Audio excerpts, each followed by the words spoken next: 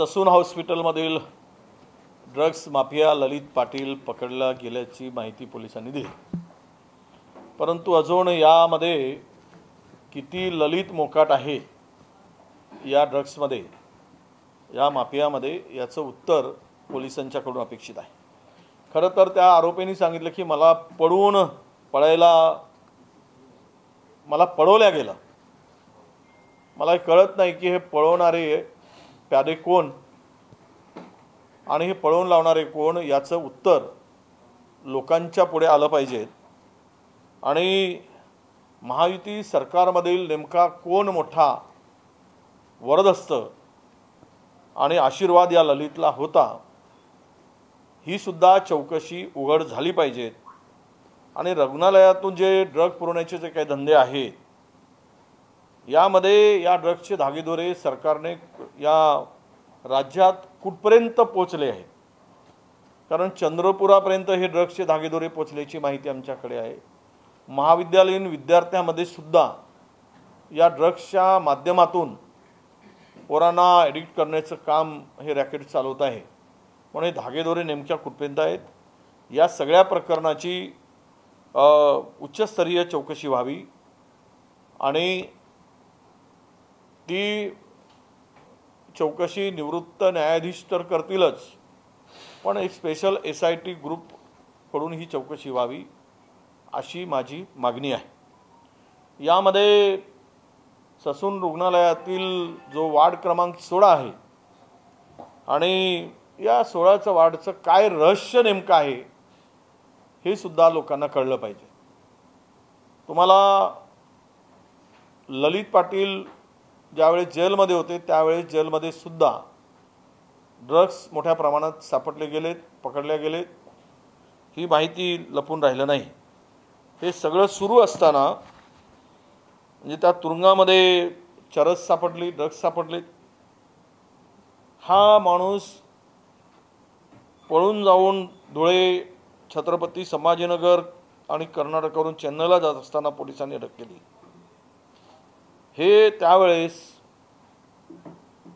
इतका तो महाराष्ट्रात फिरत असताना पोलीस, पुण्याचे पोलीस विशेषतः काय करत होते हा खरा प्रश्न आहे। त्यांना याकडे त्यांचं लक्ष नव्हतं का, हे या ठिकाणी सांगितलं पाहिजे।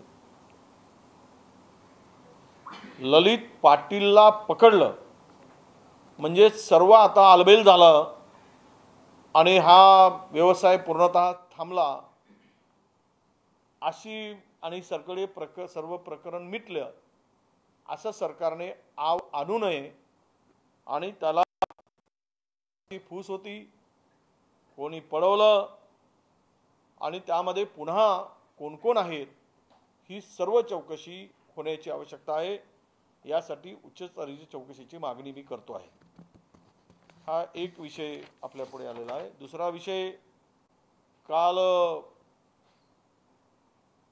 सरकारने OBCच्या मीटिंगचे इतिवृत्त प्रसिद्ध केलंय आणि ते इतिवृत्त लोकांच्या पुढे आणलंय। ज्यावेळेस 20 दिवस आमचा रवींद्र टोंगे नावाचा तरुण हे आंदोलन करत होतं, त्यावेळेस सरकारने या OBC आंदोलनाकडे डोळे झाकले आणि सर्वप्रथम त्या आंदोलनाला मी विरोधी पक्षनेता गेल्यानंतर मंत्र्यांनी जाणं सुरू केलं, इतर लोक गेलेत, उपमुख्यमंत्री आंदोलन सोडवायला गेलेत, होमचे नागपूरचे उपमुख्यमंत्री, आणि त्यानंतर शासनाने बैठक घेतली। 3 दिवसामध्ये मिनिट्स बाहेर करायची, प्रकाशित करायचं आणि मिनिट्स देण्याची त्यामध्ये त्यांनी सांगितलं। परंतु 17 दिवसांनी ते मिनिट्स आज बाहेर आले। या मिनिट्समध्ये आम्ही 15 ऑक्टोबरला विविध संघटनांची OBCची बैठक घेतली आणि OBC बैठकीमध्ये सरकारवर आम्ही नाराजी व्यक्त केली आणि मागणी केली की लवकरात लवकर मिनिट्स द्या। त्यानंतर हे मिनिट्स प्रकाशित झाले। या मिनिट्समध्ये बैठकीचं खोदा पहाडा निकला चोवा अशीच परिस्थिती आत्ताची आहे। जे विषय जुने होते त्याच विषयाला आम्ही पूर्ण करू म्हणून सांगितलं। खरं तर जातनिहाय जनगणनेचा जो विषय आहे तो सातत्यानं आम्ही मागणी करतो आहोत. राहुल गांधींनी, माननीय आमचे नेते, त्यांनी सुद्धा जातनिहाय जनगणनेची मागणी केली आणि आत्ताही सरकारने सांगितलं आम्ही अनुकूल आहोत. अरे अनुकूल कसले आहात?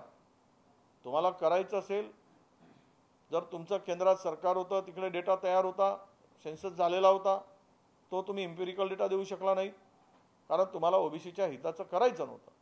आज तुम्ही जर म्हणत असाल तर तुम्ही किती कालावधीमध्ये करणार आहात, त्याला काही टाईम बाउंड कार्यक्रम आहे की नाही, हे सुद्धा यामध्ये इतिवृत्तामध्ये असायला पाहिजे होतं. पण अनुकूल म्हणून सरकार आपलं अंग झळकते आहे आणि यातून ओबीसीला तोंडाला पानं पुसण्याचं काम सुरू आहे. वसतिगृहाला मध्यान, आता या सत्रामध्ये मध्यानावर आम्ही आलो. आम्ही मार्चपासून मागणी करत होतो, कॅबिनेटचा निर्णय झालेला होता. तुम्ही एका महामंडळाला कर्जासाठी 4,500 कोटी देत आहे आणि दुसऱ्या महामंडळाला एवढा मोठा 60% लोक असूनही 500 कोटी देत नाही. हाही तफावत दिसते ना. एखाद्या महामंडळाला कर्ज वाटपायसाठी 4,500 कोटी द्यायचे आणि एवढा मोठा 60% लोक असून त्याला मात्र 500 कोटी द्यायचे नाहीत कर्जासाठी. आणि जे दिलेलं कर्ज आहे 1 लाख रुपये ओबीसी महामंडळाने, ते कर्जासाठी मात्र त्यांना नोटीस पाठवायचे आणि कोर्टात केस टाकायची. हा कुठला धंदा आहे? तुम्ही ओबीसीचं वाटोळं करायला निघालात. ओबीसी मुलांवर ज्या पोरांनी थोडासा व्यवसायासाठी कर्ज घेतलं त्याला तुम्ही कर्ज वसुलीसाठी कोर्टाच्या नोटीस धाडताय आणि त्याला हे सांगताय काय की तुम्हाला आम्ही न्याय देऊ. ही दुपट्टी भूमिका या सरकारची या ठिकाणी आहे. म्हणून मला एवढंच सांगायचं आहे, हे मिनिट्स जाहीर केले असले तरी आम्ही या संदर्भात समाधानी नाही. कारण MVAचं सरकार होतं, कॅबिनेटचा निर्णय झाला होता की ओबीसी समाजासाठी स्वतंत्र सावित्रीबाई फुले नावाची घरकुल योजना सुरू करायची. त्यासाठी 500 कोटीची तरतूद त्यावेळेस आम्ही केली होती. पण ते घरकुल योजना यांनी पूर्णत्वास आणूनच दिली नाही. असे अनेक विषय आहेत. वसतिगृहांचा विषय आहे, फायनान्स दाबून ठेवतो. तोच इतर समाजाचा विषय आला की फायनान्स डिपार्टमेंट सही करतं आणि ओबीसीचा विषय मात्र फायनान्स विभाग अडवून बसतं. हा सुद्धा आम्हाला दिसतोय. गेल्या 1.5 महिन्यापासून खुद्द मंत्री सांगतायत वसतिगृहाचा विषय आम्ही फायनान्स विभागाकडे पाठवला पण फायनान्स विभागाकडून त्याला क्लिअरन्स मिळालं नाही. हे काय दर्शवत आहे? ओबीसीचा वाटोळं करायचं दर्शवत आहे. आणि म्हणून हे जे काही मिनिट्स काढले यामध्ये अंमलबजावणी मात्र कधीपासून होणार हे कुठेही सांगितलं नाही. वसतिगृहांचा विषय तसाच आहे आणि यामध्ये 50 वरून 75 करण्याची घोषणा फॉरेन स्कॉलरशिपची केली. पण त्यामध्येही सुद्धा कुठलाही कधी करणार, काय करणार हे काही सांगितलं नाही. आणि त्याबरोबरच अनेक विषय आहेत की स्वाधार योजनेचा विषय आहे. स्वाधार योजनेच्या संदर्भात काहीही निर्णय झाला नाही. वसतिगृह सुरू करतील त्याला 100ची मर्यादा आहे आणि त्यामध्ये जर अधिकची मुलं आहेत तर त्याला स्वाधार योजनेचं मदत करून ते करण्याची आवश्यकता आहे. म्हणून माझी आत्ताची मागणी ही आहे की या 3-4 विषय महत्त्वाचे जे आहेत, तो घरकुलाचा विषय असेल, त्याबरोबर शिष्यवृत्तीचा विषय असेल, स्कॉलरशिपचा विषय आहे, त्याच्या पलीकडे जाऊन वसतिगृहांचा विषय आहे, स्वाधार योजनेचा विषय आहे आणि महाज्योतीला जो निधी देत आहे, तुम्ही महाज्योतीला ओबीसीसाठी भटक्यासाठी हा निधी देत असताना तुम्ही लक्ष घालायला पाहिजेत की यांची संख्या किती आहे. जर 52%च्या वर लोकसंख्या असेल तर तुम्ही इतरांच्या बरोबर त्याला निधी देणार तर या समाजातला न्याय दिल्याचं तुम्हाला तरी समाधान मिळेल का, हा प्रश्न माझा सरकारला आहे. आणि यासाठी आपण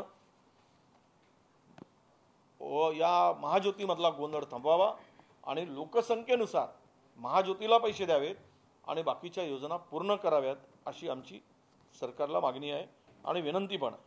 राहिला आत्ता शेतकऱ्यांच्या संदर्भात की एकूण गावामध्ये 3,900 गावं ज्यामध्ये सोयाबीनचं पीक पूर्णतः उद्ध्वस्त झालेलं होतं, त्यामध्ये सरकारने सांगून टाकलंय की तुम्ही यांची आणेवारी वाढवून दाखवा. पीकच नाही तरी 60%च्या वर आणेवारी दाखवली आणि पीक विम्याची अग्रिम ऐवजी पूर्ण भरपाई का देत नाही सरकार, हा आमचा प्रश्न आहे. तुम्ही 2300 कोटी रुपये या कंपन्यांना दिला सरकारच्या तिजोरीतून आणि ह्या सरकारच्या तिजोरीतून 2300 कोटी रुपये देऊन या पीक विमा काढणाऱ्या कंपन्या सरकारचं ऐकत नसतील तर मग सरकारला या कंपन्यांच्याकडून काही फायदा आणि वाटा मिळाला का, हाही खरा प्रश्न उपस्थित होतो. आणि म्हणून हे 2300 कोटी रुपये देऊनही तरी कंपनी तुमच्या आदेशाला केराची टोपली दाखवत असेल तर मात्र या सरकारचा या कंपन्यावर अंकुश नाही हे आता सिद्ध झालेलं आहे. त्यामुळे संकटात सापडलेल्या शेतकऱ्यांना पीक विमा मिळेल का, हा गंभीर प्रश्न आता शेतकऱ्यांच्या संदर्भात उभा झालेला आहे. मी सांगितलं की कोणत्याही परिस्थितीमध्ये तुम्ही पीक गेल्यानंतर, सोयाबीन हे मुख्य पीक मराठवाड्यातला गेल्यानंतर तिकडे सगळीकडे तुम्ही आणेवारी दाखवत आहे, वाढवून दाखवत आहे, प्रत्यक्ष मात्र त्यामध्ये दाखवत नाही. ही परिस्थिती पाहता आत्ता तरी मला असं वाटतं की या कंपन्यांच्या संदर्भात जर अग्रिम भरपाईची मागणी करत आहेत तर सरकार त्याला गांभीर्यानं घेत नाही. आणि तो वाढता विरोध पाहता सरकारने या संदर्भात यापूर्वीसुद्धा एकनाथ शिंदे यांनी पीक विमा कंपन्यांना बैठकीत निर्देश दिले होते मुख्यमंत्री महोदयांनी, तरी पण या कंपन्या जुमानत नसतील तर मला वाटतं चोराला मलिदा देणारं हे सरकार आहे का, हाही खरा प्रश्न या ठिकाणी निर्माण होतो आहे. आपल्याला काही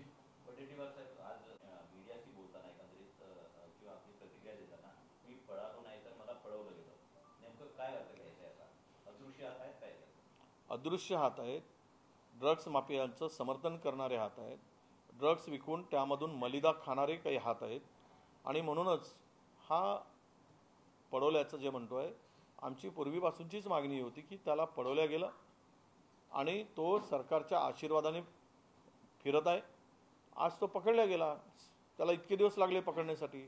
तो महाराष्ट्रातच फिरत होता, तरी पण पुण्याचे पोलीस काही काम करत नव्हती किंवा नाशिकचे पोलीस काही काम करत नव्हते. त्याला कर्नाटकात पडून गेल्यावर तिथून पकडून त्याला आणावं लागलं.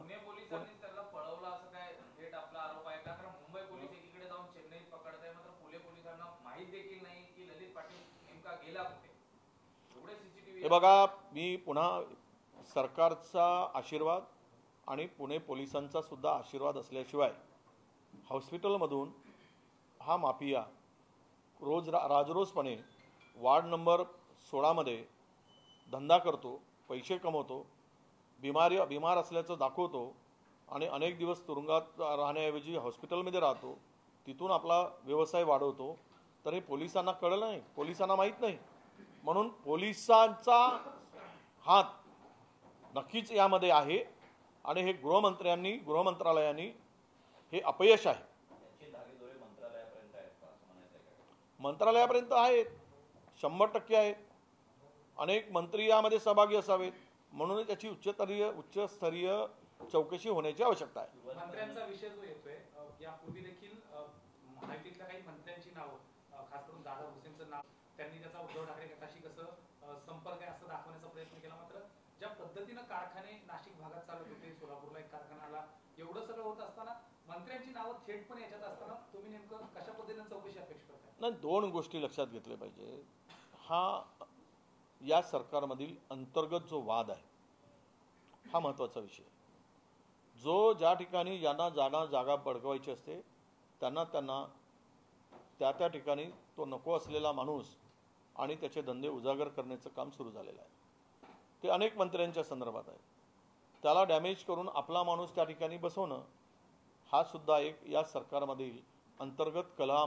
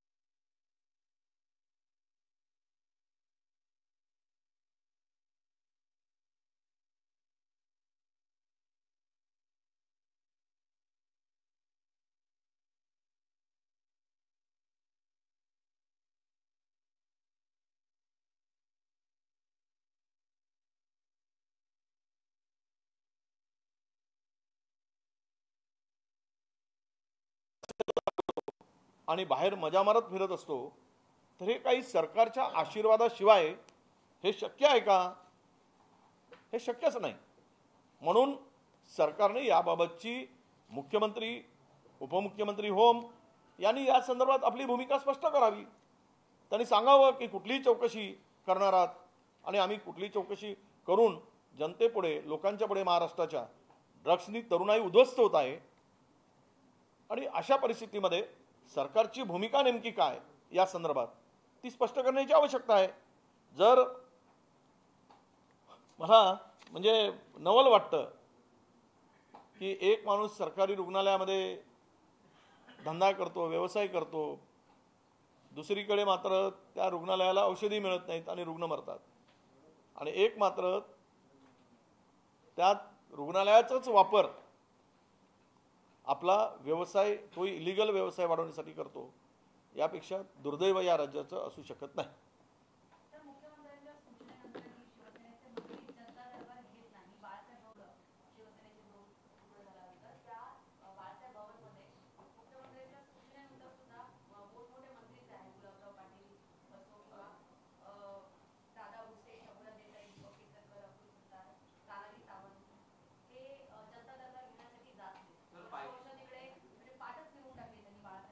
आता याला जोडून म्हणतो की अवघ्या हाकेच्या अंतरावर बाळासाहेब भवनांपासून यांचे बंगलेले आहेत. वर्ष जवळपास या सरकारला वर्ष झालेलं आहे, मात्र अनेक मंत्री त्या बाळासाहेब भवनांकडे फिरले देखील नाहीये. मग कसले जनतेचे नेमके प्रश्न सोडवा, तुमची काय नेमकी प्रतिक्रिया? असं आहे की या मंत्र्यांना कोण जुमानतच नाही आणि या मंत्र्यांना लोकांचे प्रश्न सोडवण्यामध्ये रस नाही. या मंत्र्यांना सगळ्यांना आपली तिजोरी कशी भरतो आणि तिजोरी शासनाची कशी लुटतो यामध्येच रस आहे. सगळे टेंडर पे टेंडर और टेंडर से माल कमाओ, आणि त्यांना वाटतं की हम माल कमाकर माल लगाएंगे, फिर से चुन के आएंगे, असं त्यांच्या डोक्यात भिनलेलं आहे. सत्तेची गुरमी आणि मस्ती म्हणतात ना, त्यातून पैसा मिळवून ती मस्ती यांच्या डोक्यात भिनलेली आहे. त्यामुळे सामान्य लोकांच्या प्रश्नाकडे आणि ते प्रश्न सोडवण्यात यांना अजिबात रस नाही आणि सोडवण्याची यांची मानसिकता नाही, हे यामध्ये स्पष्ट होत आहे. कुणाचे प्रश्न सुटत आहे? जनता आपल्या दारी दाखवून दिलं. जनता आपल्या दारी नाही, मरण आपल्या दारी आणून ठेवलं आहे सगळ्या हॉस्पिटलमध्ये. हे सगळं महाराष्ट्रातील लोकांनी उघड्या डोळ्यांनी बघितलं आहे, ओढवून घेतलं आहे. औषधासाठी जर पैसे नसतील आणि दवाखान्यात माणसाचा जीव जात असेल तर यापेक्षा मोठी घटना काय असू शकेल? सरकार म्हणून हे सगळं फेल्युअर नाही का सरकारचं? हे स्पष्ट आहे. त्यामुळे जनता दरबार बिंदा भरा, जनता जाए बाढ़ में, तिजोरी भरे अपने प्यार और लाड में. बस. ओबीसी संदर्भात तुम्ही आता विषय मांडला की अनेक महायुती असते, घरकुल योजना असेल, याला वित्त खात्याकडून निधी मिळत नाहीये. सरकारमध्ये ओबीसी मंत्री देखील भुजबळांसारखे ओबीसी मंत्री आहेत. अशा वेळी अजित पवारांकडूनच जर हा निधी मिळत नसेल तर काय नेमकं भुजबळांकडून तुम्ही मागणी केली का, भेटलात का, किंवा खास करून त्यांच्याचकडून कसं हे अडवलं जाते? असं आहे, या सगळ्यांचं उत्तर जरा भुजबळ साहेबांना विचारलं पाहिजे. ती फाईल खुद्द त्या खात्याचे मंत्री म्हणतात की वसतिगृहाची फाईल खरं तर मी असताना केंद्राकडे प्रस्ताव पाठवला होता. MVचं सरकार असताना केंद्र सरकारने हे जे छाती ठोकून घेतात ना भाजपचे काही लोक, त्यांना मला प्रश्न आहे, केंद्र सरकारने ओबीसीसाठी राज्याला काय दिलं? मी सांगू शकेल कारण त्या खात्याचा मंत्री होतो म्हणून. आमचे अनेक प्रकार या हॉस्टेलच्या संदर्भात केंद्राचा वाटा 60%, राज्याचा वाटा 40%. केंद्र सरकारने पैसे हॉस्टेलसाठी दिले नाही. त्यावेळेस आम्ही नव्यानं प्रस्ताव केला की राज्याच्या तिजोरीतूनच हे वसतिगृह सुरू केले पाहिजेत आणि त्यानंतर याला मान्यता मिळाली. तो प्रस्ताव 1.5 महिना 2 महिने वित्त विभागाकडे जातो आणि वित्त विभाग त्याला परवानगी देत नाही. याचं उत्तर सावेनी द्यावं किंवा आमच्या भुजबळ साहेबांनी द्यावं. हे का अडवलंय, कशासाठी अडवलंय, का ओबीसीचा विरोध आहे म्हणून अडवलंय दादांनी, त्याचं उत्तर त्यांनी मागावं. राज्यात अद्यापही पालकमंत्री पदाचा तिढा सुटलेला नाही. एका तब्बल 5-5, 4-4 पालकमंत्री पद असल्यामुळे कुठेतरी डेप्युटीच्या निधीबाबत आता सगळे महाराष्ट्र बघतोय, जाण्याची वेळ आली यांची. आता काय पालकमंत्र्याचं घेऊन बसलात. अध्यक्षांच्या दयेनी, कृपेनी काही काळ त्यांचं आजचं मरण उद्यावर, उद्याचं मरण परवावर.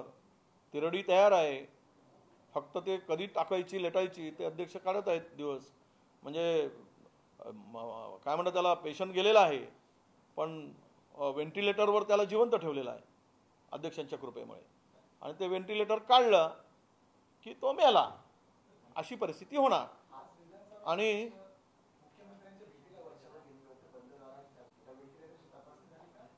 कदाचित सांगायला गेले असावेत की बाबा तुमचे दिवस भरले, आता मी काही करू शकत नाही कारण कोर्टाने मला हाणलं, असं म्हणायला गेले. कदाचित असं असावं असं मला वाटतं.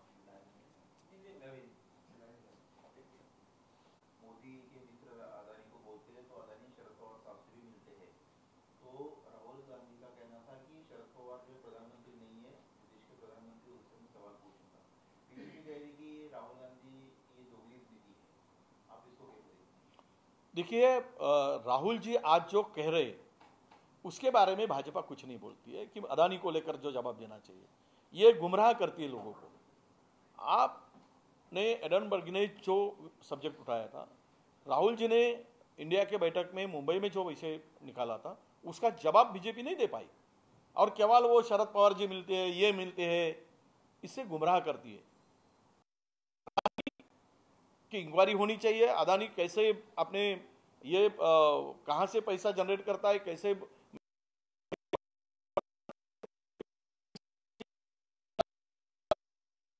चाहिए, वो जवाब से भागती है और राहुल जी की तरफ उंगली दिखाती है और अपना पाप छुपाती है. यही अर्थ इसका निकलता है. देश विदेशातील प्रत्येक घडामोडींचे लाईव्ह अपडेट मिळवण्यासाठी आता साम टीव्हीच्या सर्व सोशल मीडिया प्लॅटफॉर्मला लाईक, फॉलो आणि सबस्क्राईब करा. तसंच सर्व नोटिफिकेशनसाठी बेल आयकॉन प्रेस करायला विसरू नका.